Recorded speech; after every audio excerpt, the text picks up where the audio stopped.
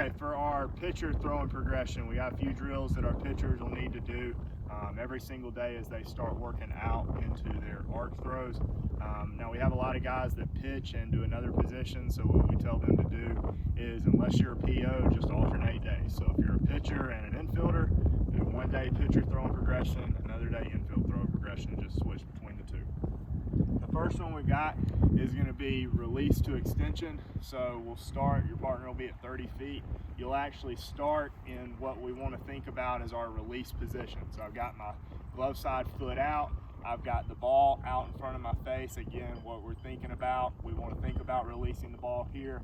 I'm facing my partner, and all I'm going to do is go from where I want to release and work into a throw. And I want to try to feel myself get back into that same position that I started at. So this is what it'll look like. Again, partner's at about 30 feet, not trying to blow them up, just trying to give them a good feed and create some feel with what our body's doing.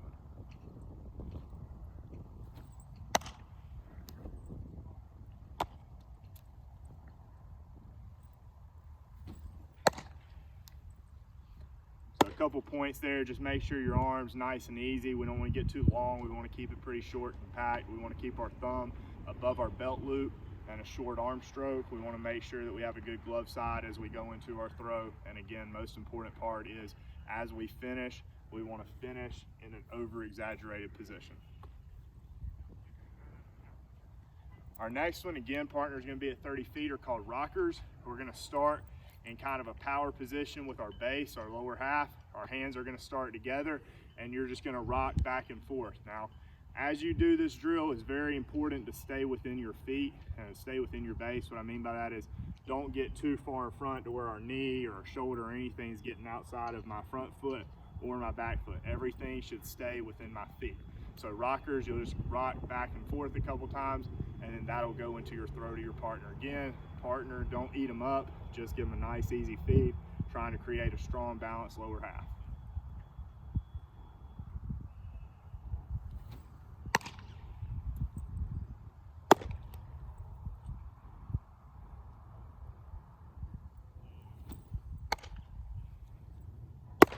Very important as you go into your throw that your hips start to rotate. Do not let them get in the habit of continuing that rock and letting your hips slide forward into your throw. Make sure as you go to throw, your hips are starting to rotate. Your next one will be toe taps, so your partner can back up a few steps to around 40-45 feet. You with the ball are going to start as you would start if you were coming set from your stretch position. You're going to go into your leg lift, and from your leg lift, your hands and knee are going to work together, meaning when my knee comes up, my hands are going to kind of slightly come up. As my knee goes down, my hands will go down into separation. You want those two to work together in rhythm. So toe taps from set position, lift, separate, lift, separate. Do that twice, and on the third one, you'll go into your throw. So right now we're trying to sync the lower half and upper half to make sure they're working together.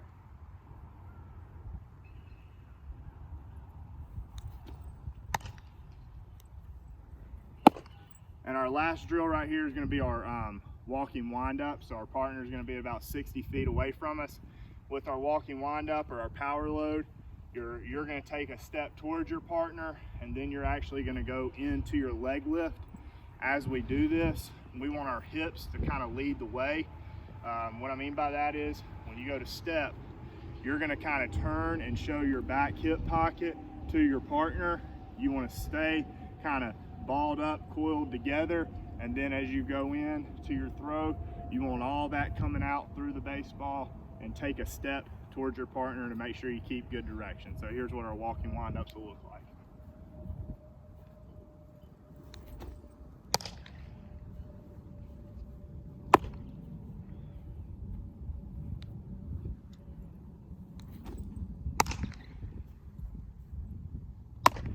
With all your throws and your throwing progression, make sure you're exaggerating good movements, not creating bad habits.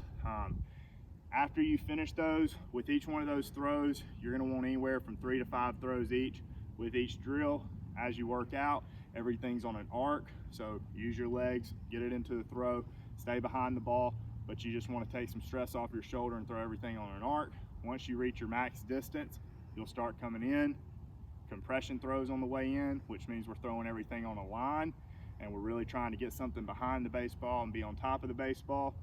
As you work into 90 feet, we want 3 to 5 throws with our on top at 90, meaning I'm really letting it eat at that point. 3 to 5 throws, really getting on top behind the baseball, letting it spin to my partner, and that'll be it for your pitcher throwing progression. Every day when you finish up, you may want to work on anything from pickoff moves to working on your different looks and holds as you go to the plate, just to finish up inside 90 feet. So that's our pitcher throwing progression.